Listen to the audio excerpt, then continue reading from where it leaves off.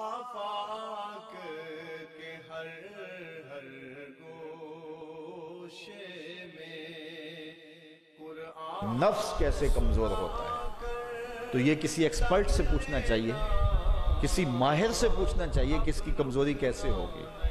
ہماری بدنی امراض کے لیے یا صحت کے لیے ہم جو بدن کے ماہرین ہیں، طبی ماہرین ہیں، ان سے پوچھتے ہیں۔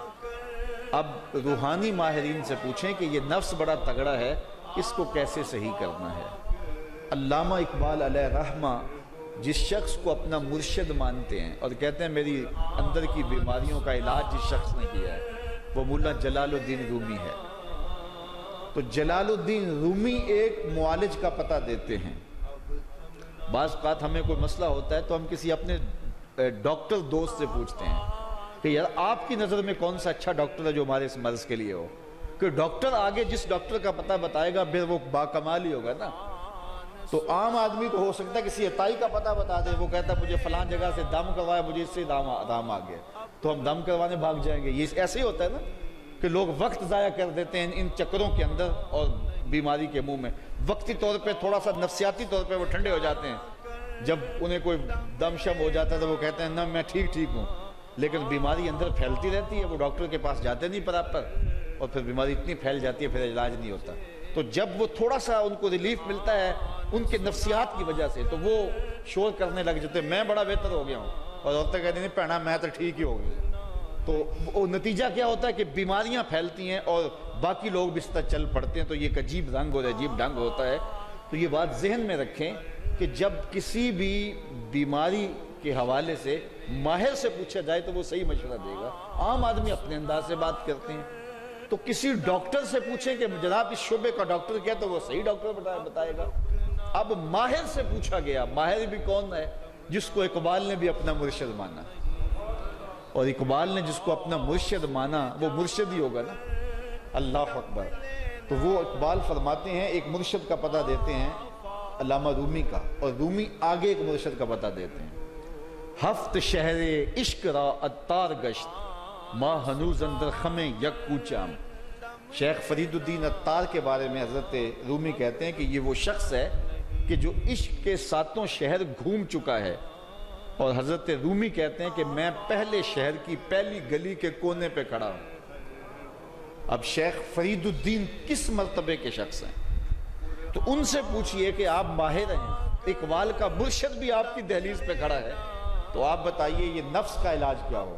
تو شیخ فرید الدین فرماتے ہیں آؤ میں تمہیں بتاؤں اس نفس کا علاج کیسے کرنا ہے، چونکہ یہ نفس کا علاج ان لوگوں کے پاس ہے۔ باج فقیراں کسے نہیں ماریا، باہو ظالم چور اندر دا ہو، یہ ان لوگوں کا ہی کام ہے کہ اس کا علاج کریں۔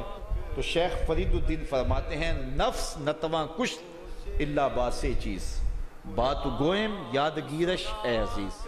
نفس نہیں مرتا، لیکن اگر تیرے پاس 3 اسلحے موجود ہیں تو پھر اس کو قابو کرنا مشکل بھی نہیں ہے۔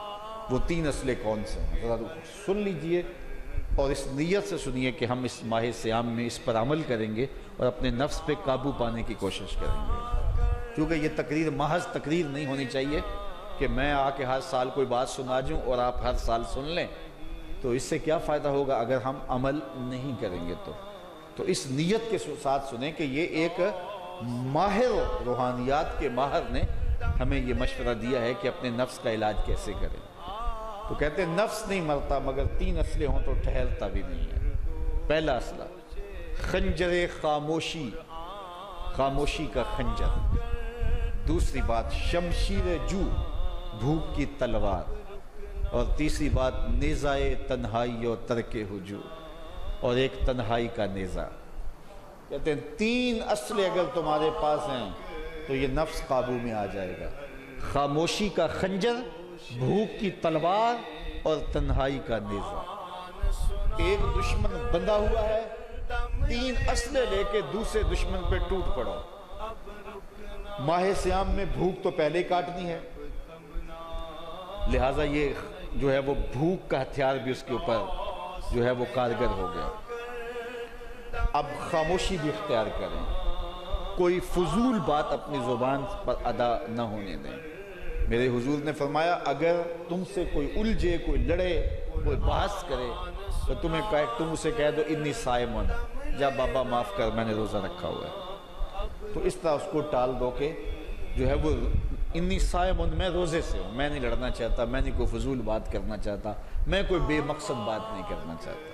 لیکن فرمایا جو جھوٹ اور جھوٹے اقوال اور اعمال نہیں چھوڑتا ہے اس کے بھوکے اور پیاسا رہنے کی اللہ کو کوئی ضرورت نہیں ہے، تو خاموشی اختیار کی جائے۔ اور تیسری چیز العافیت فی العزلہ، تنہائی میں عافیت ہے، اور یہ ہمیں اختیار کرنا چاہیے۔ حضرت شاہ نقشبند بخاری علیہ رحمہ فرماتے ہیں فقیر کے لیے بہترین جگہ مسجد ہے یا پھر اپنے کامل شیخ کی صحبت ہے، اور تیسری چیز تنہائی ہے، اور چوتھی جگہ سوائے ہلاکت کی اور کچھ نہیں ہے۔ اس لیے ہمیں کہا گیا بازار میں دیر سے جاؤ، جلدی واپس آ جاؤ، مسجد میں جلدی جاؤ، دیر سے واپس آؤ۔ تو بہترین جگہیں مساجد ہیں۔ کامل پیر اگر کسی کو مل جائے، آج تو اس دور میں کامل کا تلاش کرنا بھی ایک مسئلہ ہے، لیکن جن لوگوں کے انفاس کی خوشبو سے دلوں کی تربیت ہوتی ہے وہ مفقود نہیں ہوئے، اگرچہ تھوڑے ہیں، اگر طلب سچی ہو تو مل ہی جاتے ہیں۔ لینا اب رکنا نہیں، اب تھمنا نہیں، فردوس میں جا